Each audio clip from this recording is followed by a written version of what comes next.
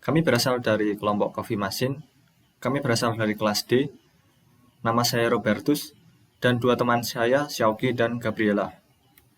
Untuk pembagian tugas kelompok, saya Robertus membuat konsep dramatical element, kemudian membuat satu persona game dan mengedit video. Untuk Xiaoqi membuat konsep formal element, kemudian membuat persona game.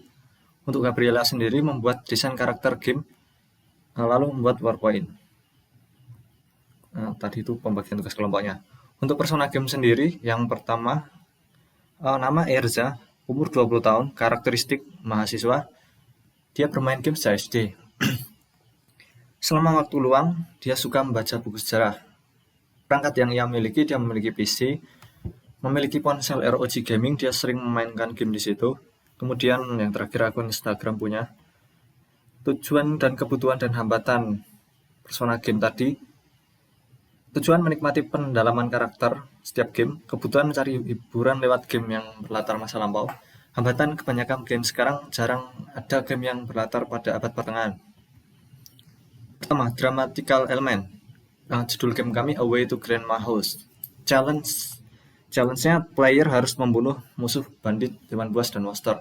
Untuk play sendiri, inti dari permainan ini mengambil sudut pandang seorang warga sipil yang diambil dari kisah Kerudung Merah dan Serigala.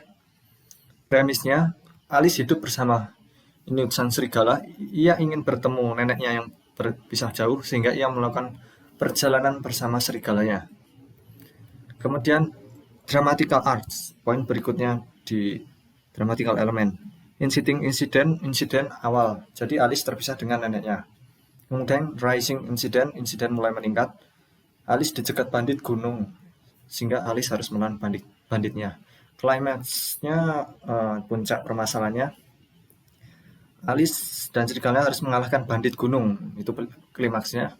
Falling action, jadi permasalahan mulai menurun.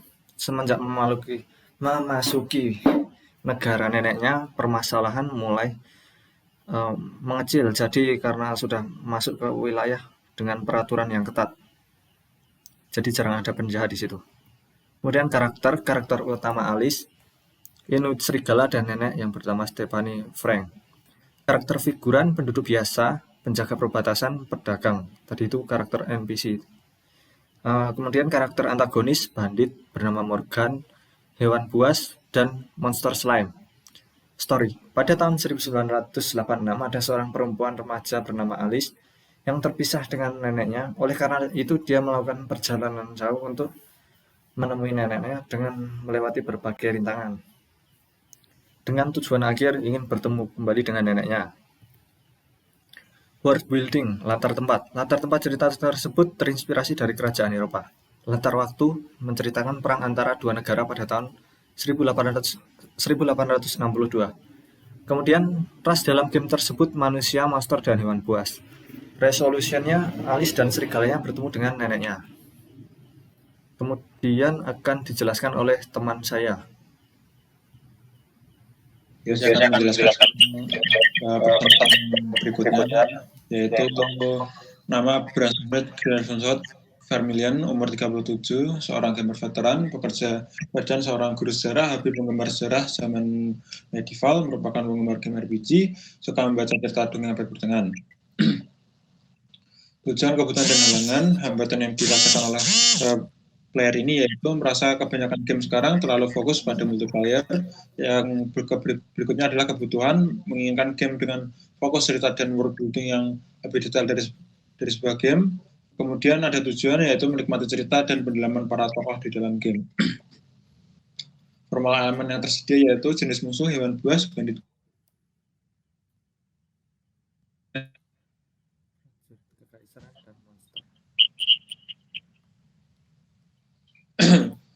Pemain.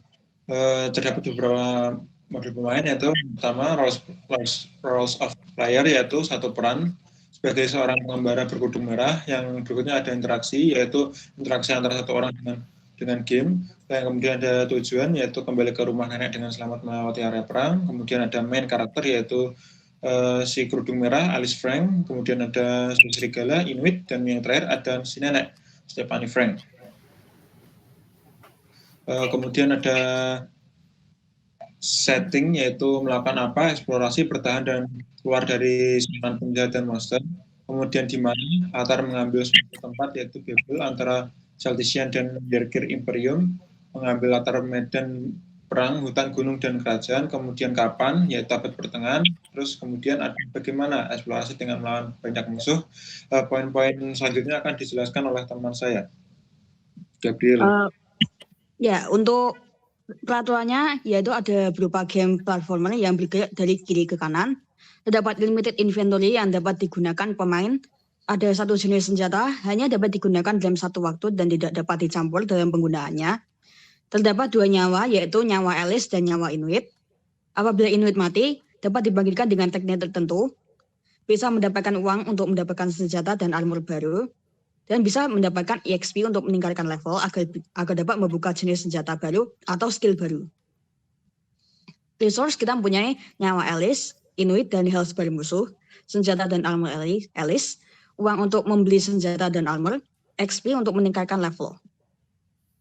Konflik, kita mempunyai terpisah dari keluarga akibat perang yang terjadi, lalu ingin bertemu kembali dengan anaknya dengan melewati daerah konflik. Ada hambatan, yaitu bandit gunung, prajurit jahat, hewan buas, dan monster. Dilema, yaitu terdapat opsi untuk bersembunyi daripada bertarung.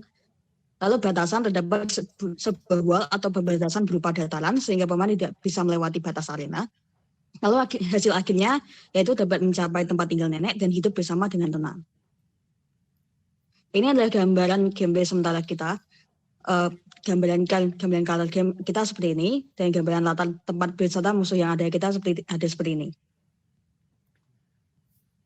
Ini referensi game yang kami terinspirasi dari game Metal Slug.